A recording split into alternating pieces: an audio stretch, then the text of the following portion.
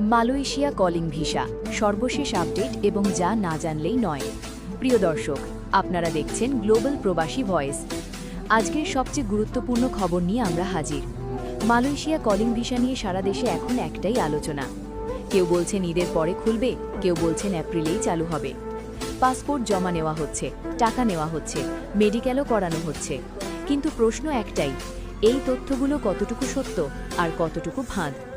আজকের এই বিশেষ প্রতিবেদনে আমরা সেই প্রশ্নেরই উত্তর খুঁজব। সম্পূর্ণ ভিডিওটি মনোযোগ দিয়ে দেখুন, কারণ এই তথ্যগুলো আপনার জীবনের অনেক বড় সিদ্ধান্তকে প্রভাবিত করতে পারে। সেকশন 1, মাঠের বাস্তব চিত্র। প্রিয় দর্শক, আসুন আগে দেখি এই মুহূর্তে মাঠের পরিস্থিতি কি। দেশের বিভিন্ন জেলায়, বিশেষ করে শহরতলি ও গ্রামাঞ্চলে, অনেক দালাল ও কিছু অসাধু রিক্রুটিং এজেন্সি এখন সক্রিয় হয়ে উঠেছে। তাদের কথা একটাই, ঈদের পরেই মালয়েশিয়ার কলিং ভিসা খুলছে। এখনই পাসপোর্ট জমা দেন, কিছু টাকা জামানত রাখেন, একটা টেস্ট মেডিকেল করে ফেলেন, ভিসা শুরু হলে আপনার সিরিয়াল সবার আগে থাকবে। শুনতে যতটা বিশ্বাসযোগ্য মনে হচ্ছে, বাস্তবতা কিন্তু সম্পূর্ণ আলাদা। কারণ এই মুহূর্তে সরকারিভাবে মালয়েশিয়ার কলিং ভিসা এখনও চালু হয়নি। কোনো অফিসিয়াল তারিখ নেই, কোনো সরকারি বিজ্ঞপ্তি নেই। তাহলে যারা নিশ্চিত তারিখ দিচ্ছেন, তাদের সেই তথ্যের উৎস কোথায়? এই প্রশ্নটা আপনাদের মাথায় সবসময় রাখতে হবে। সেকশন 2, কিভাবে চলছে প্রতারণার ফাঁদ। প্রিয় দর্শক, এই প্রতারণার ধরনটা বুঝুন। প্রথম ধাপ, বিশ্বাস তৈরি করা। দালাল বা এজেন্ট প্রথমে বলবে, আমার হাতে কনফার্ম খবর আছে, মন্ত্রণালয় থেকে জানা গেছে ঈদের পরেই ভিসা খুলবে। এই কথাটা বলে মানুষের মনে আশার আলো জ্বালানো হয়। দ্বিতীয় ধাপ, তাড়া তৈরি করা। এরপর বলা হয়, সিট সংখ্যা সীমিত, আগে আসলে আগে পাবেন, এখনই না দিলে সিরিয়াল পাবেন না। এই চাপে পড়ে মানুষ তাড়াহুড়ো করে সিদ্ধান্ত নেয়। তৃতীয় ধাপ, টাকা ও পাসপোর্ট নেওয়া। জামানতের নামে, প্রসেসিং ফি-এর নামে, মেডিকেলের নামে টাকা নেওয়া শুরু হয়, পাসপোর্ট জমা রাখা হয়। চতুর্থ ধাপ, গায়েব হয়ে যাওয়া বা টালাবাহানা। ভিসা না হলে টাকা ফেরত নেই, পাসপোর্ট উদ্ধার করতে মাসের পর মাস ঘুরতে হয়।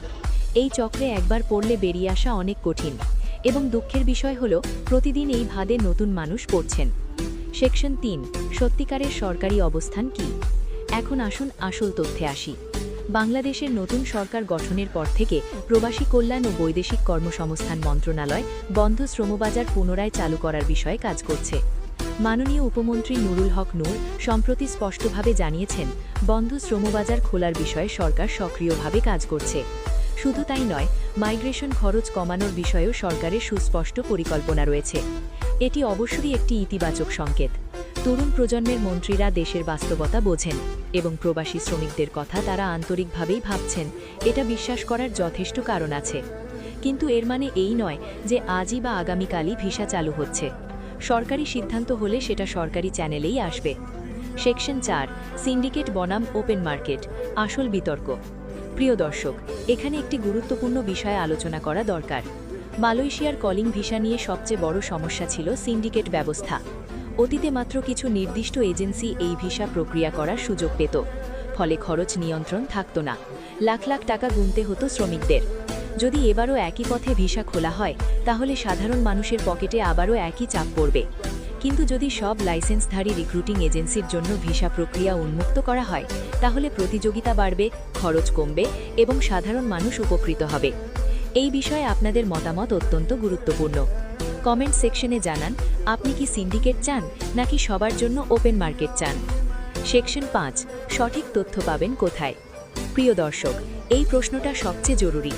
মালয়েশিয়ার কলিং ভিসা যখন সত্যিকার অর্থেই চালু হবে, সবার আগে অফিসিয়াল ঘোষণা পাওয়া যাবে প্রবাসী কল্যাণ ও বৈদেশিক কর্মসংস্থান মন্ত্রণালয়ের অফিসিয়াল ওয়েবসাইটে। সেই ঘোষণায় স্পষ্টভাবে উল্লেখ থাকবে ভিসা প্রক্রিয়ার পদ্ধতি কী হবে, কোন কোন মেডিকেল সেন্টার অনুমোদিত থাকবে, আবেদন শুরু ও শেষের তারিখ কবে, ম্যানপাওয়ার কোটা কত এবং কিভাবে বিতরণ হবে, সর্বোচ্চ মাইগ্রেশন খরচ কত নির্ধারিত হয়েছে। এই ঘোষণার আগে কেউ যদি আপনাকে 100% নিশ্চিত বলে দাবি করে, তার কথায় বিশ্বাস করবেন না। সেকশন 6, আপনি যা করবেন এবং যা করবেন না। এই মুহূর্তে আপনার জন্য কিছু গুরুত্বপূর্ণ পরামর্শ।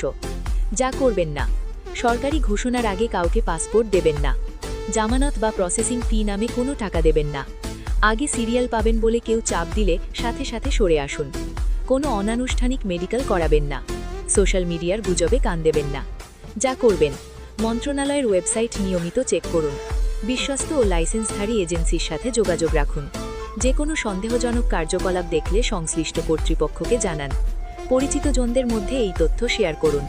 প্রিয় দর্শক, সবশেষে একটাই কথা, মালয়েশিয়ার কলিং ভিসা ইনশাআল্লাহ একদিন অবশ্যই খুলবে। এই স্বপ্ন সত্যি হবে, তবে সেটা সঠিক পথে সঠিক সময়। একটু ধৈর্য ধরুন, একটু সতর্ক থাকুন। আপনার কষ্টের টাকা এবং আপনার মূল্যবান পাসপোর্ট, এগুলো যেন কোনো প্রতারকের হাতে না যায়। আজকের প্রতিবেদনটি যদি আপনার কাজে লেগে থাকে, তাহলে এখনই ভিডিওটি শেয়ার করুন আপনার পরিচিতজনদের সাথে, কারণ একটি শেয়ার হয়তো কারো জীবনের সঞ্চয় বাঁচিয়ে দিতে পারে। চ্যানেলটি সাবস্ক্রাইব করুন, বেল আইকনে ক্লিক করুন। মালয়েশিয়া ভিসা সহ সকল প্রবাসী বিষয়ক সর্বশেষ আপডেট সবার আগে পেতে গ্লোবাল প্রবাসী ভয়েসের সাথেই থাকুন। আল্লাহ হাফেজ।